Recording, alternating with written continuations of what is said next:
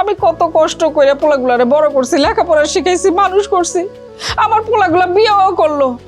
কত খুশির কথা, ওরা কত সুন্দরভাবে আমি ঘর সংসার করবো, সুখে থাকবে।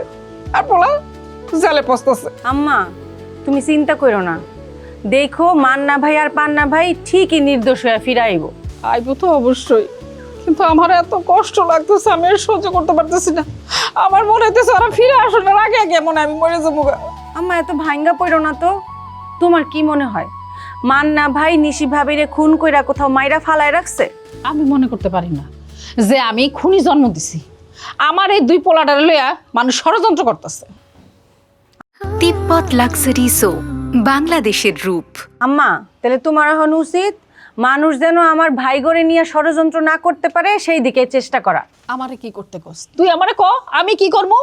তোর বাপে শুনলো ছোটরে পাওয়া যেতেছে না, তোর বাপে কোনো ব্যবস্থা করলো, কোনো ভালো মন্দ কইলো, সুন্দর করে সাজা গুজা সে বাড়ির থেকে বাইর হয়ে গেল। আচ্ছা ভালো কথা, আরো বলির খবর কি রে? তার খবর তো আমার কাছে নাই আম্মা, তারে অনেকবার কল দিছি, কিন্তু সে বারবার কল ধরে আর কি আবল তাবল কইয়া তারপরে রাইখা দেয়। আচ্ছা আম্মা, তুমগো জামাই রে পুলিশ এত বারবার খুঁজতেছে কেন? তোরে আমি যা কইতাছি শোন, তুই যেখান থেকে পারস, যেমনে পারস আরো বাড়িরে আমার কাছে না হাজির কর।